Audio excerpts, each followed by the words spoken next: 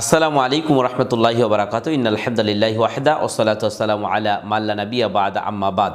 প্রশংসা আল্লাহ তাআলার জন্য, আলহামদুলিল্লাহ। দরুদ ও সালাম বর্ষিত হোক রাসূলের প্রতি সাল্লাল্লাহু আলাইহি ওয়াসাল্লাম। সম্মানিত শ্রোতামণ্ডলী, ইউনাইট টিভির পক্ষ থেকে সকলকে আন্তরিক শুভেচ্ছা ও মোবারকবাদ। সংক্ষিপ্ত আলোচনার বিষয় যুব সমাজের কিছু পাপ।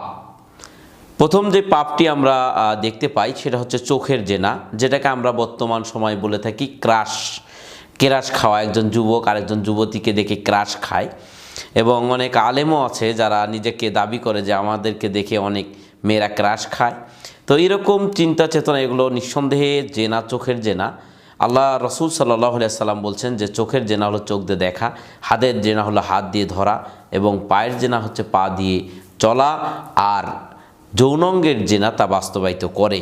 সম্মানিত শ্রোতামণ্ডলী, এই চোখের জেনাকে কেন্দ্র করে আজকে আমাদের সমাজে কত না কিছু হচ্ছে। এগুলো সবই জেনার অন্তর্ভুক্ত। আমরা সকলেই চেষ্টা করব এই সমস্ত জাহিলিয়াত থেকে এবং চোখের জেনা থেকে আল্লাহ রাব্বুল আলামিন মুসলিম যুবক এবং মুসলিম যুবতীদেরকে যেন হেফাজত করেন। আল্লাহুম্মা আমিন। আসসালামু আলাইকুম ওয়া রাহমাতুল্লাহি ওয়া বারাকাতুহু।